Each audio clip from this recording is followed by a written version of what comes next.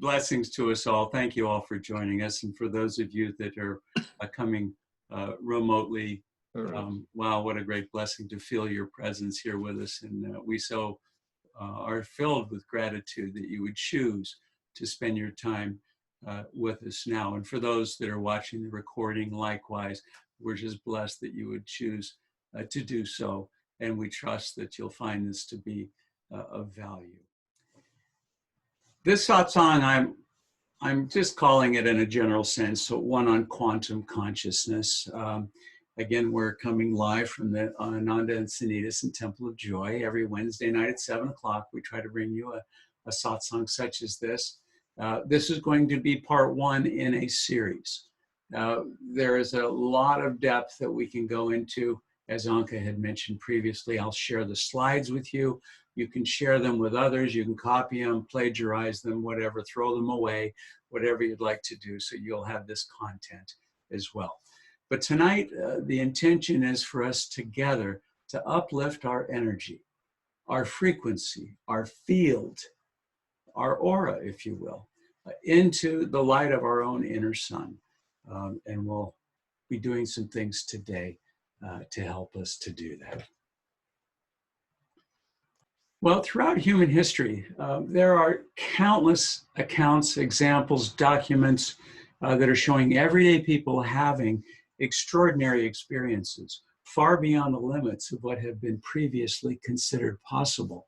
Miracles performed by saints and sages of all religions. Of course, we've all heard and seen stories of many of those. I myself have had experiences directly with saints in India that go without food, without water, that are able to stop the heart, be able to master the physical reality and control their own bodies. There's over 3,000 near-death experiences that have been documented in the last 40 years in the literature, all of them. I'm sorry, did someone ask a question? Okay, maybe you need to keep your lines on mute. The near-death experiences, again, are an example of extraordinary experiences with ordinary people, people who have gone through the light, people who have experienced out of body the reality of this physical plane, people who have communicated with their loved ones who have passed on long since, people who have felt the presence of the divine. Now we have, again, through the Noetic Sciences, the Institute there, they have documented 3,500 references of spontaneous healing of all forms of disease, cancer, diabetes, heart stroke, all kinds of physical ailments that were able to be cured in ways in which modern medicine would consider it a miracle or virtually impossible. And again, over 800 journals published in 20 languages that are all showing these extraordinary experiences by ordinary people. These are not miracles, folks. In essence, by looking at all this great literature, you can very easily understand that we are right at the precipice of an age of expanded human potential. We are literally moving very, very quickly into a period beyond even Dwapara Yuga, where we become energy aware, where we moved from Kali Yuga, the age of physical awareness, the very primitive state of the I, me, mine cultures, the survival instinct, into an understanding that matter and energy are interchangeable concepts. Imagine 100 years ago, the way in which people would think and how we think today. We are not what we have been told we are in the past. We are not the old program. Elementary school, our parents, our friends, ourselves, we have told ourselves that we are something far less than the actual truth. We are saints having a human experience. And our saintliness, our connection to the infinite divine, the creator of all that is constant, ever present, ever new. pure love. We are never separated. Thou and I, as we said in the chant, are never apart. We are far more than what we have ever even imagined that we could be. And I'm here tonight to hopefully ask each of you to begin to embrace this as your central reality. I'm asking you, when will you begin to free yourself of all the past limiting emotions, limiting beliefs, and allow yourself to become the supernatural being that you are? So let's begin. If you feel that and you'd like to join us, I would like to lead us in a vow of superconscious living. I've always enjoyed it. I remind myself of it. So again, I will say the words, and if you would repeat them out loud to yourself. I vow from this day forth to be true to my higher superconsciousness self, to be a channel of light, of love and blessings for all, to live in joy, not sorrow, in truth, not error, in victory, not failure, and in times of adversity, to blame no one but myself. And then, instead of blame, to accept responsibility with God's help for changing myself.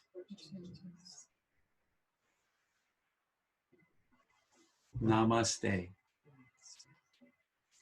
So, with that, we can create a better life for ourselves, for our loved ones, and for all on this planet by shifting from being a linear being, living a linear life, to a dimensional being, living a dimensional life. The spiritual science of which Gurudev Paramahansa Yogananda brought to the West so succinctly was all about yoga, the union of our small state of consciousness, our little self, our soul, with the infinite soul from whence it came. He had said the goal of the yogic science is to calm the mind, that without distortion, it may hear the infallible counsel of the inner voice. And isn't it true? Patanjali's Yogic Sutras, his second sutra was Yogas Chitta Vritti Narod. He said yoga is the neutralization of the disturbances of the mind. So to unite our highest self with the source is to gain control over our thoughts, over our mind. The right course, of course, is baffling to the egotistical intelligence that drives many of us. And Swami Sri Yukteswar, our Param Guru, had said, human life is beset with sorrow until we know how to tune in with the divine will, whose right course is often baffling to the egoistic intelligence. God alone gives unerring counsel. Who but he bears the burden of the cosmos? And so it is that the true quantum consciousness is that which aligns itself with the source of all that is, with the divine counsel. Physical science is today now showing us that our thoughts create matter. This is very new, by the way. Literally, in the last 3 weeks, in the Journal of Physical Science, there have been numerous papers published to support this, what is now embraced as a reality, a fact. The brain, activated by our thoughts, our intentions, generates electric currents. These are neurons through neural pathways. These Moving charges, these electrons moving through these neural pathways, create electric fields. It's a fundamental law of physics. It says moving charges create fields. The center of emotion, our feelings, our heart, is where the energy in motion is created through our feelings that create magnetic fields. And when we can combine intention created through our thoughts with feeling through the heart center, we are generating divine intuition. And it's this divine intuition that is expressed physically as an electromagnetic field. Now, some may call that your aura. Some may call that your energy body. But the truth is, it's every bit as physical and every bit as real as the skin and bones and muscle and blood and ligaments and tendons that you can feel, see, look, taste, touch, break. But because you cannot see this energy body does not make it any less real, any more so than not being able to see gravity, a distortion of the space-time continuum, as Einstein would define it, as anything less than real. So we're creating our own reality. As you can see in this graphic, through the intentions of our thoughts, coupled with the feelings of our heart center, we are able to generate an electric magnetic field that has power. These electromagnetic fields are your energy body. Your aura is a physical expression of that energy body. And that energy body has very specific characteristics: frequency, wavelength, amplitude. These are measurable physical aspects of your energy body that we can measure. And the physical science today is doing that. Your field communicates. In other words, it shares information with the quantum field, the field beyond the physical realm, we call the astral plane. And it's by communicating with that astral realm that we're bringing forth reality into this three-dimensional, physical, localized plane of existence we call life. By sending out your electromagnetic field into the quantum field, you have the opportunity to attract into your life or repel out of your life any aspect that you choose. Now, I will show you in future satsangs, starting next week, case studies that demonstrate this as a physical reality. A woman who had fifth stage cancer. Her entire body was riddled. Every medical professional known to man that she sought said, don't even bother with surgery or drugs. You've got maybe 2 weeks. She's living a healthy, happy life 7 years later today, free of cancer. And I could go on and on, as I'd referenced earlier, 800 journals referencing over 3,500 case studies that have been documented of what appears to be miraculous self-healing. It isn't.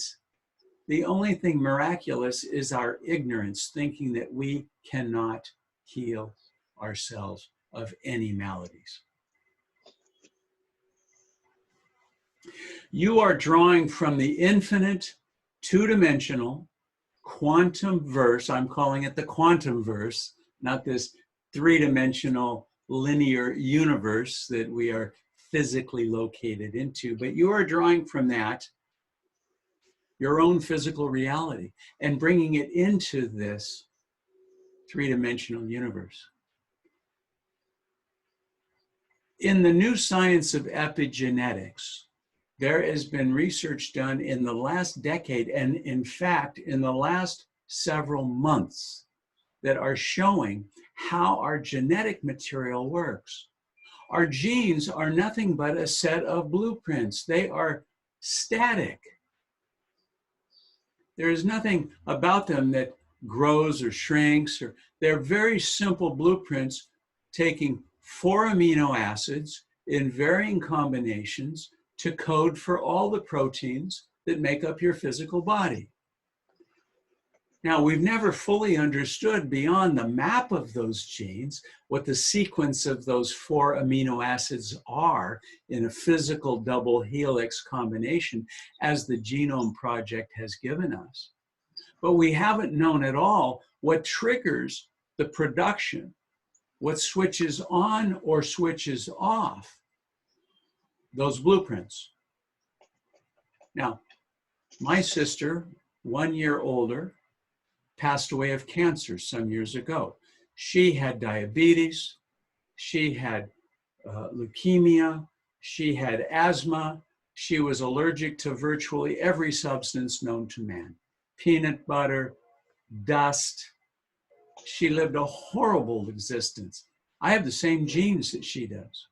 I have none of those. What's the difference? My ability to tune my conscious reality in this 3-dimensional plane is determined by the thought patterns that I send into the astral realm.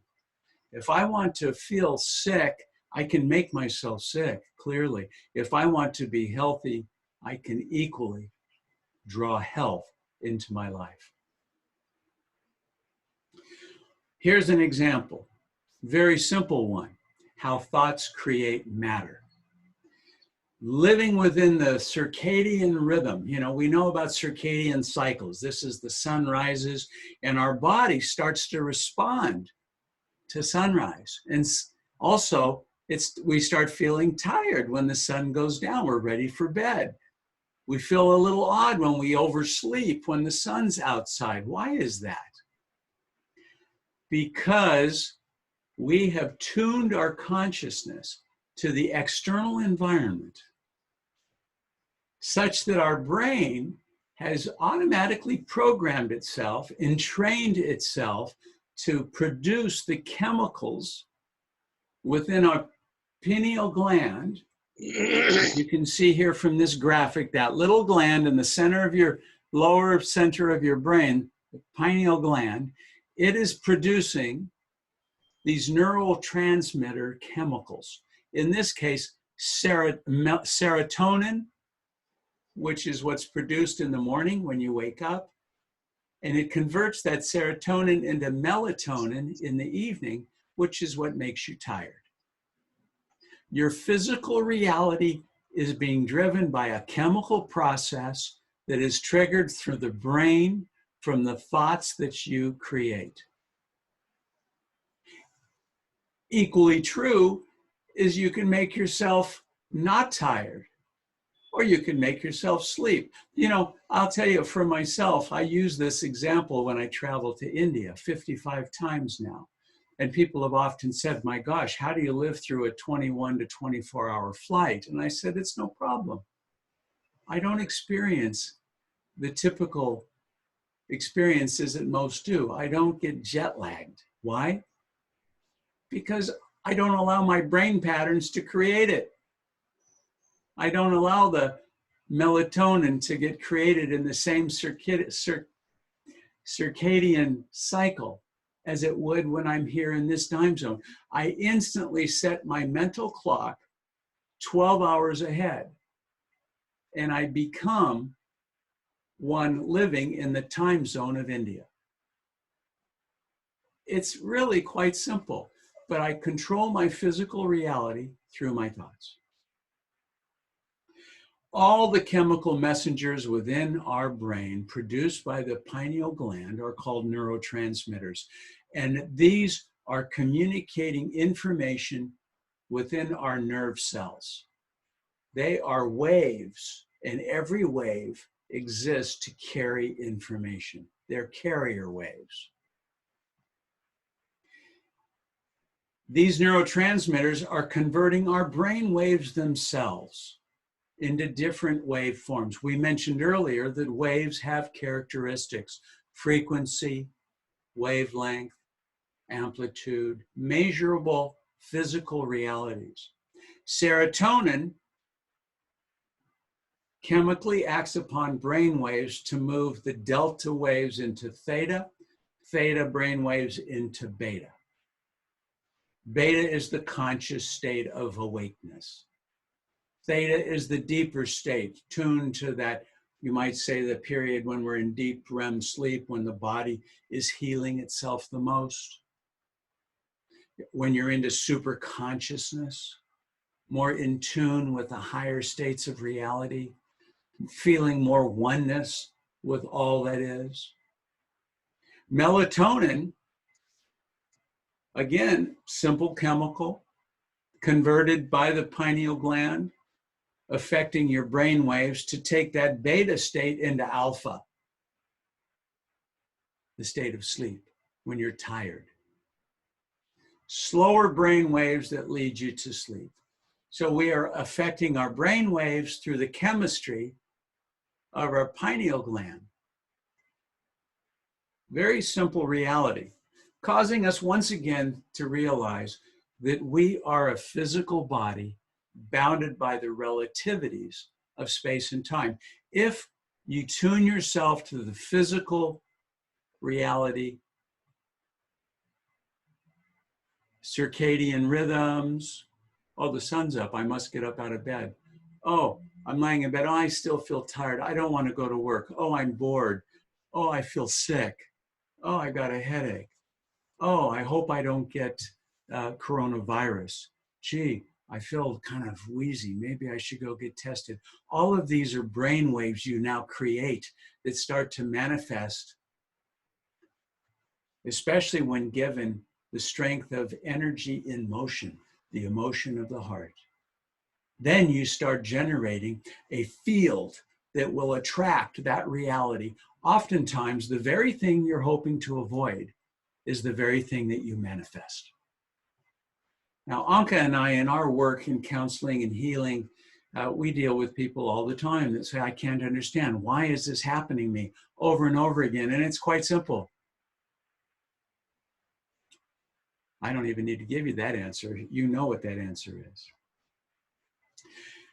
When we start to tune our consciousness to the higher realities, as I said before, as you can move from the physical plane of reality in the three-dimensional, localized, relativistic plane, and move it into the two-dimensional, non-localized, non-relativistic, infinite plane of the astral realm, you are able to communicate directly with spirit.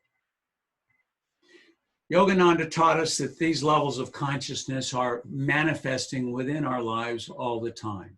And through the techniques and the science of yoga, we are able to tune our consciousness away from the normal matter-bound consciousness, the state of awareness, what we call the normal awake state, moving up into the point between the eyebrows, the Christ center, super consciousness, where we become more wave-like, where we become more unified with the reality of all that is, where we can feel the love of all beings. We don't feel so separated from everything. And when we can move from the state of super consciousness up into the Christ consciousness, where every atom is dowered with this consciousness, then you become truly one with all that is. And further, when you can go beyond that state of Christ consciousness, you unite your consciousness through the portal of the seventh chakra, the thousand-petaled lotus, into the source of all that is, into the Christ consciousness of both the manifest and the unmanifest. That's the state, the highest state of yoga in the tradition of Patanjali's Ashtanga called Samadhi. The Buddhists would call that nirvana. We've often heard about, Father, the Son, the Holy Ghost. We use that in prayer often. God the Father is the cosmic consciousness, the knower beyond all of creation, and yet still manifest in every atom of creation. The Son is the Christ consciousness, born of the Father, the intelligent, subjective knowing, the power that resides in all of physical creation. And lastly, the Holy Ghost, the vibratory sound of creation itself, emanating within the physical reality, within every atom of existence, as what we've referred to as Om.